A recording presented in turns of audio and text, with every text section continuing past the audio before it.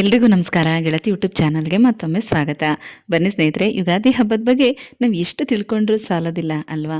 ಹಾಗಾಗಿ ಹಬ್ಬದ ದಿನ ಯಾವ ರೀತಿ ನಾವು ಪೂಜೆ ಮಾಡಬೇಕು, ಹಾಗೆ ಏನೆಲ್ಲ ತಯಾರಿ ಮಾಡ್ಕೋಬೇಕು, ಹಬ್ಬದ ದಿನ ಮನೆ ಆಗಲಿ, ದೇವ್ರ ಮನೆ ಆಗಲಿ, ಕಳಸಗಳನ್ನು ಯಾವ ರೀತಿ ಅಲಂಕಾರ ಮಾಡಬೇಕು, ಅತಿ ಮುಖ್ಯವಾಗಿ ಮಾಡಬೇಕಾಗಿರುವಂಥ ಒಂದಷ್ಟು ಕೆಲಸಗಳೆಲ್ಲ ಏನು, ಇದ್ರ ಬಗ್ಗೆ ಮಾಹಿತಿಯನ್ನು ತಿಳಿಸ್ಕೊಡ್ತಾ ಇದ್ದೀನಿ. ವಿಡಿಯೋನ ಸ್ಕಿಪ್ ಮಾಡದೆ ನೋಡಿ. ಯುಗಾದಿ ಹಬ್ಬದ ಹಿನ್ನೆಲೆ ಅಂದರೆ ಹಬ್ಬ ಒಂದು ನೆಪ ನಮಗೆಲ್ಲ ಅಲ್ವಾ? ಮನೇನ ಕ್ಲೀನಾಗಿ ಇಟ್ಕೋಬೇಕು, ಒಂದಷ್ಟು ಹೊಸ ಬಟ್ಟೆಗಳನ್ನ ತಗೋಬೇಕು, ಹಬ್ಬದ ಹೆಸರಲ್ಲಿ ಮನೇನ ಕ್ಲೀನ್ ಮಾಡೋದು, ಒಂದಷ್ಟು ಶಾಪಿಂಗ್ ಮಾಡೋದು, ಚಂದವಾಗಿರುವಂಥ ರಂಗೋಲಿ ಹಾಕೋದು, ಮನೇನ ಸುಂದರವಾಗಿ ಅಲಂಕಾರ ಮಾಡೋದು, ದೇವರ ಮನೇನ ಅಲಂಕಾರ ಮಾಡೋದು, ಹಾಗೆ ಕುಟುಂಬಸ್ಥರೆಲ್ಲರೂ ಕೂಡ ಹೊಸ ಬಟ್ಟೆಗಳನ್ನ ಹಾಕ್ಕೊಂಡು ಮನೇಲಿ ಒಟ್ಟಿಗೆ ಪೂಜೆ ಮಾಡೋದು, ದೇವಸ್ಥಾನಕ್ಕೆ ಹೋಗೋದು, ದೇವರ ದರ್ಶನ ಮಾಡೋದು, ಹಾಗೆ ಹಬ್ಬದ ಅಡುಗೆನ ಮಾಡಿ ಒಟ್ಟಿಗೆ ಕೂತು ಊಟ ಮಾಡೋದು, ಇದೆಲ್ಲ ಕೂಡ ಹಬ್ಬದ ಒಂದು ವಿಶೇಷವಾದಂಥ ನಿಯಮ. ಇದನ್ನೆಲ್ಲ ನಾವು ಚಾಚು ತಪ್ಪದೆ ಪಾಲಿಸ್ತಾ ಬಂದಿದ್ದೀವಿ.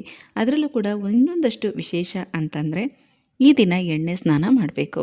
ಯುಗಾದಿ ಹಬ್ಬ ನಮ್ಮೆಲ್ರಿಗೂ ಕೂಡ ಹೊಸ ವರ್ಷ ಅಲ್ಲದೆ ಹೊಸ ಸಂವತ್ಸರ ಪ್ರಾರಂಭ ಆಗುವಂಥ ಸಮಯ. ಒಟ್ಟು ನಮಗೆ 60 ಸಂವತ್ಸರಗಳು ಇರುತ್ತೆ. ಅದರಲ್ಲಿ ಇದು 40ನೆಯ ಸಂವತ್ಸರ, ಪರಾಭವನಾಮ ಸಂವತ್ಸರ. ಚೈತ್ರ ಮಾಸದ ಶುದ್ಧ ಪಾಡ್ಯಮಿಯಂದು ಬ್ರಹ್ಮದೇವನು ವಿಶ್ವವನ್ನು ಸೃಷ್ಟಿಸಿದ ದಿನ ಅಂತ ಹೇಳಲಾಗತ್ತೆ. ಇಲ್ಲಿಂದ ವಸಂತ ಋತುವಿನ ಆಗಮನ ಆಗುತ್ತೆ. ಇದೇ ಹೊತ್ತಿಗೆ ಪರಿಸರ ಕೂಡ ಹೊಸ ಚಿಗುರಿನೊಂದಿಗೆ ಸುಂದರವಾಗಿ ಕಂಗೊಳಿಸ್ತಾ ಇರುತ್ತೆ. ಹೊಸ ವರ್ಷವನ್ನು ಸ್ವಾಗತ ಮಾಡೋದಕ್ಕೆ ಇದು ಸರಿಯಾದ ಸಮಯ. ರೈತರು ಹೊಸ ಬೆಳೆಯನ್ನು ಬೆಳೆದಿರ್ತಾರೆ. ಅತಿ ಮುಖ್ಯವಾಗಿ ನಾವೆಲ್ಲರೂ ಕೂಡ ಬೇವು ಬೆಲ್ಲವನ್ನು ತಿಂದು ಜೀವನದಲ್ಲಿ ಬರುವಂಥ ಕಷ್ಟ ಸುಖಗಳನ್ನು ಸರಿಸಮವಾಗಿ ಸ್ವೀಕರಿಸಬೇಕು ಅನ್ನೋದು ಈ ಯುಗಾದಿ ಹಬ್ಬದ ಮತ್ತೊಂದು ವಿಶೇಷತೆ. ಈ ದಿನ ಎಣ್ಣೆ ಸ್ನಾನ ತಪ್ಪದೆ ಮಾಡಲೇಬೇಕು. ಮೊದಲು ಮನೆ ಹೆಣ್ಮಕ್ಳೆಲ್ಲ ಬೇಗ ಎದ್ದು ಎಳ್ಳೆಣ್ಣೆನ ಹಚ್ಕೋಬೇಕು. ತಲೆಗೆ, ಮುಖಕ್ಕೆ, ಕೈಕಾಲುಗಳಿಗೆ ಹೀಗೆ ಎಳ್ಳೆಣ್ಣೆನ ಹಚ್ಕೊಂಡು ಸ್ನಾನ ಮಾಡುವಂಥ ಬಿಸಿ ನೀರಿಗೆ ಬೇವಿನ ಎಲೆಗಳನ್ನು ಹಾಕ್ಕೊಂಡು ಒಂದು ಚಿಟಿಕೆ ಅರಿಶಿನ ಹಾಕ್ಕೊಂಡು ಸ್ನಾನ ಮಾಡಬೇಕು. ಇದು ತುಂಬ ಒಳ್ಳೆಯದು. ಯಾಕೆ ಅಂತಂದರೆ ನಮ್ಮಲ್ಲಿರುವಂಥ ಒಂದು ನೆಗೆಟಿವಿಟಿ ಕಡಿಮೆ ಆಗಬೇಕು ಅನ್ನೋ ಉದ್ದೇಶ. ಮನೆಯನ್ನು ಕ್ಲೀನ್ ಮಾಡಿ ಕಂಪ್ಲೀಟಾಗಿ ಸ್ವಚ್ಛ ಮಾಡಿ ಗೋಮೂತ್ರ ಎಲ್ಲನೂ ಕೂಡ ಪ್ರೋಕ್ಷಣೆ ಮಾಡಿ ಮನೇನ ಶುದ್ಧೀಕರಿಸಿರ್ತೀವಿ. ಇನ್ನು ನಾವು ಕೂಡ ಶುದ್ಧಿ ಆಗಬೇಕು ಅಲ್ವಾ? ಹಾಗಾಗಿ ಈ ರೀತಿ ಎಣ್ಣೆ ಸ್ನಾನ ಮಾಡೋದು ತುಂಬ ಒಳ್ಳೆಯದು. ಮನೆ ಹೆಣ್ಮಕ್ಳದು ಸ್ನಾನ ಆದಮೇಲೆ ಹೊಸ ಬಟ್ಟೆಗಳನ್ನ ಹಾಕ್ಕೊಂಡು ಆನಂತರ ಗಂಡು ಮಕ್ಕಳಿಗೆ ಮತ್ತು ಮಕ್ಕಳಿಗೆ ಎಣ್ಣೆ ಹಚ್ಚಬೇಕು. ಆನಂತರ ಅವರು ಕೂಡ ಇದೇ ರೀತಿ ಸ್ನಾನದ ನೀರಿಗೆ ಒಂದೆರಡು ಬೇವಿನ ಎಲೆ ಮತ್ತು ಒಂದು ಚಿಟಿಕೆ ಅರಿಶಿನ ಪುಡಿನ ಹಾಕ್ಕೊಂಡು ಸ್ನಾನ ಮಾಡಬೇಕು. ಇದು ತುಂಬಾ ಒಳ್ಳೆಯದು. ಸ್ನಾನ ಆದಮೇಲೆ ಯಥಾಶಕ್ತಿ ಪೂಜಾ ಸಿದ್ಧತೆಗಳೆಲ್ಲ ಮಾಡ್ಕೊಳ್ಳಿ. ಯುಗಾದಿ ಹಬ್ಬದ ಹೊತ್ತಿಗೆ ಮಾವಿನಕಾಯಿ ಕೂಡ ಬಂದಿರುತ್ತೆ. ಹಾಗಾಗಿ ಈ ದಿನ ವಿಶೇಷವಾಗಿ ಮಾವಿನ ಎಲೆಗಳಿಂದ ತೋರಣ ಕಟ್ಟೋದು, ಮಾವಿನಕಾಯಿಯನ್ನು ನೈವೇದ್ಯಕ್ಕಿಡೋದು, ಹಾಗೆ ಮಾವಿನಕಾಯಿ ಚಿತ್ರಾನ್ನ, ಹೋಳಿಗೆ ಇದೆಲ್ಲ ಕೂಡ ಯುಗಾದಿ ಹಬ್ಬದ ವಿಶೇಷ. ಹಾಗಾಗಿ ನೀವು ಬೆಳಗ್ಗೆ ಬೇಗ ಪೂಜೆ ಮಾಡ್ತಾ ಇದ್ದೀರಾ ಅಂದರೆ ಒಂದಿನ ಮೊದಲೇ ಈ ಬೇವೆಲ್ಲನೂ ಕೂಡ ಮಾಡಿ ಇಟ್ಕೊಳ್ಳಿ. ಬೇವು ಬೆಲ್ಲ ಎಲ್ಲ ರೆಡಿ ಮಾಡಿ ಇಟ್ಕೊಂಡು ಆನಂತರ ಬೆಳಗ್ಗೆ ಪೂಜೆಗೆ ನೀವು ಅದನ್ನೆಲ್ಲ ನೈವೇದ್ಯಕ್ಕೆ ಇಡಬೇಕು. ಬೆಳಗ್ಗೆ ಬೇಗ ಪೂಜೆ ಮಾಡ್ತಾ ಇದ್ದೀರಾ, ಆ ಸಮಯದಲ್ಲಿ ಒಬ್ಬಟ್ಟೆಲ್ಲ ಮಾಡೋದಕ್ಕೆ ಆಗಲಿಲ್ಲ ಅಂದರೆ ಪರವಾಗಿಲ್ಲ, ಹಣ್ಣು, ಕಾಯಿ, ಬೇವು, ಬೆಲ್ಲ, ಹಾಲು, ಸಕ್ಕರೆ ಇದನ್ನೆಲ್ಲ ಇಟ್ಟು ಬೆಳಗ್ಗೆ ಪೂಜೆ ಮಾಡ್ಕೊಳ್ಳಿ. ಆನಂತರ ಮನೆಯವರೆಲ್ಲರೂ ಕೂಡ ಬೇವು ಬೆಲ್ಲ ತಿಂದು ನೀವು ಟಿಫನ್ಗೆ ಬೇಕಾದರೆ ಮಾವಿನಕಾಯಿ ಚಿತ್ರಾನ್ನ ಈ ಥರದನ್ನೆಲ್ಲ ರೆಡಿ ಮಾಡಿಕೊಂಡು ಮೊದಲು ಅದನ್ನು ದೇವರಿಗೆ ನೈವೇದ್ಯ ಮಾಡಿ ಆಮೇಲೆ ಮನೆಯವರೆಲ್ಲರೂ ಕೂಡ ತಿನ್ಬೋದು. ಅಥವಾ ನೀವೆಲ್ಲನೂ ಒಟ್ಟಿಗೆ ರೆಡಿ ಮಾಡಿಟ್ಕೊಂಡು ಪೂಜೆ ಮಾಡ್ತೀವಿ ಅಂದರೆ ಆ ರೀತಿ ಕೂಡ ಮಾಡ್ಬೋದು. ಯಾಕಂದರೆ ಈ ದಿನ ಪೂಜೆಗೆ ಅಂತಲೇ ಯಾವುದೇ ರೀತಿ ಶುಭ ಮುಹೂರ್ತ ನೋಡಬೇಕು ಅಂತೇನಿಲ್ಲ.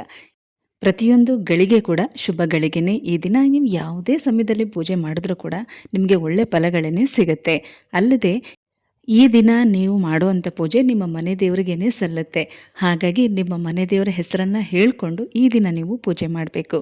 ಯುಗಾದಿ ಹೊಸ ವರ್ಷ ಎಲ್ಲರ ಜೀವನದಲ್ಲೂ ಕೂಡ ಹೊಸತನ ತರಲಿ ಅಂತ ಪ್ರಾರ್ಥನೆ ಮಾಡಿಕೊಂಡು ನಿಮ್ಮ ಮನೆ ದೇವರಿಗೆ ಈ ದಿನ ಪೂಜೆ ಮಾಡಬೇಕು. ಕೆಲವರೆಲ್ಲ ಮನೆ ದೇವರು ಯಾವುದು ಅನ್ನೋದೇ ಗೊತ್ತಿಲ್ಲ ಅಂತ ಹೇಳ್ತಾರೆ. ಅಂಥವರು ಈಗ ನೀವು ತಿಳ್ಕೊಂಡ ಹಾಗೆ ನೀವು ಯಾವ ದೇವರನ್ನ ಆರಾಧನೆ ಮಾಡ್ತಾ ಇದ್ದೀರಾ, ವಿಷ್ಣು ಅಥವಾ ಶಿವ ಹೀಗೆ ಅಥವಾ ಗುರುಗಳು, ಆ ದೇವರ ಹೆಸರನ್ನು ಹೇಳಿಕೊಂಡು ಈ ದಿನ ದೀಪ ಹಚ್ತಾ ಈ ದಿನ ಪೂಜೆ ಮಾಡಬೇಕು. ಶಿವನ ಪೂಜೆ ಮಾಡುವಂಥವರು ಬಿಲ್ವ ಪತ್ರೆಗಳನ್ನು ಉಪಯೋಗಿಸ್ಕೊಂಡು ಪೂಜೆ ಮಾಡಿ, ವಿಷ್ಣುವನ್ನು ಆರಾಧನೆ ಮಾಡೋರು ತುಳಸಿಯನ್ನು ಉಪಯೋಗಿಸ್ಕೊಂಡು ನೀವು ಪೂಜೆ ಮಾಡಬಹುದು.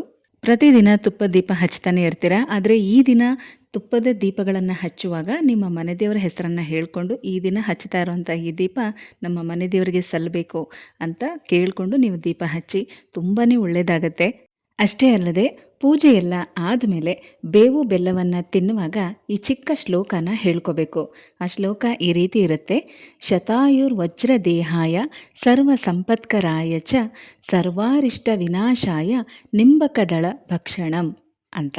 ಅಂದರೆ 100 ವರ್ಷಗಳ ಆಯುಷ್ಯ, ವಜ್ರದಂತಹ ದೃಢವಾದ ದೇಹ, ಎಲ್ಲ ರೀತಿಯ ಸಂಪತ್ತು ಲಭಿಸಲಿ ಮತ್ತು ಸರ್ವ ಕಷ್ಟಗಳು ನಾಶವಾಗಲಿ ಅಂತ ನಾನು ಪ್ರಾರ್ಥನೆ ಮಾಡ್ತಾ ಬೇವು ಬೆಲ್ಲನ ಸೇವಿಸ್ತಾ ಇದ್ದೀನಿ ಅಂತ ಈ ಒಂದು ಶ್ಲೋಕದ ಅರ್ಥ. ಈ ಶ್ಲೋಕನ ಹೇಳಿಕೊಂಡು ಬೇವು ಬೆಲ್ಲನ ತಿನ್ನಬೇಕು. ಸ್ನೇಹಿತರೆ, ಇವತ್ತಿನ ವಿಡಿಯೋದಲ್ಲಿ ಹಬ್ಬದ ದಿನ ಎಣ್ಣೆ ಸ್ನಾನ ಹೇಗೆ ಮಾಡಬೇಕು, ಹಾಗೆ ಬೇವು ಬೆಲ್ಲನ ತಿನ್ನುವಾಗ ಯಾವ ಶ್ಲೋಕ ಹೇಳ್ಕೋಬೇಕು, ಅದ್ರ ಜೊತೆಗೆ ಈ ದಿನ ನಾವು ಪೂಜೆ ಮಾಡುವಾಗ ಯಾವ ದೇವರಿಗೆ ವಿಶೇಷವಾಗಿ ಪೂಜೆ ಮಾಡಬೇಕು, ಇದನ್ನೆಲ್ಲ ತಿಳ್ಕೊಂಡ್ರಿ ಅಲ್ವಾ. ಮತ್ತೊಮ್ಮೆ ಹೇಳ್ತಾ ಇದ್ದೀನಿ, ಈ ದಿನದ ಪೂಜೆ ನಮ್ಮ ಮನೆ ದೇವ್ರಿಗೆ ಸಲ್ಲತ್ತೆ. ಹಾಗಾಗಿ ಪ್ರತಿಯೊಬ್ಬರು ಕೂಡ ಈ ದಿನ ನಿಮ್ಮ ಮನೆ ದೇವರ ಹೆಸರನ್ನು ಹೇಳ್ತಾ ಈ ದಿನದ ಪೂಜೆನ ಮಾಡಬೇಕು. ಮಂತ್ರಗಳು ಗೊತ್ತಿರಲ್ಲ, ಶ್ಲೋಕ ಗೊತ್ತಿರಲ್ಲ, ಯಾವ ರೀತಿ ಮಾಡಬೇಕು ಅಂತೆಲ್ಲ ಅನ್ಕೋಬೇಡಿ. ನೀವು ಪೂಜೆ ಮಾಡುವಾಗ ನಿಮ್ಮ ಮನೆ ದೇವರ ಹೆಸರನ್ನು ಹೇಳ್ಕೊಂಡು ಪ್ರಾರ್ಥನೆ ಮಾಡಿ ಅಷ್ಟೇ. ಕೆಲವರೆಲ್ಲ ಮನೆ ದೇವ್ರಿಗೆ ಗೊತ್ತಿಲ್ಲ ಅಂತಂದ್ರೂ ಕೂಡ ನಿಮ್ಮ ಆರಾಧ್ಯ ದೈವದ ಹೆಸರು ಅಥವಾ ನಿಮ್ಮ ಗ್ರಾಮ ದೇವತೆ, ನೀವು ವಾಸ ಮಾಡುವಂಥ ಜಾಗದಲ್ಲಿ ಯಾವ ದೇವರು ಅಂದರೆ ಫೇಮಸ್ ಆಗಿರುತ್ತೆ, ಆ ಗ್ರಾಮ ದೇವತೆ ಹೆಸರನ್ನು ಕೂಡ ನೀವು ಹೇಳಿಕೊಂಡು ಈ ದಿನ ಪೂಜೆ ಮಾಡ್ಬೋದು. ತುಂಬ ಒಳ್ಳೆಯದು. ಯುಗಾದಿ ಹಬ್ಬದ ಬಗ್ಗೆ ಇನ್ನಷ್ಟು ಮಾಹಿತಿ ಜೊತೆಗೆ ಮತ್ತೆ ಸಿಗ್ತೀನಿ. ಹೋಗಿ ಬರಲಾ?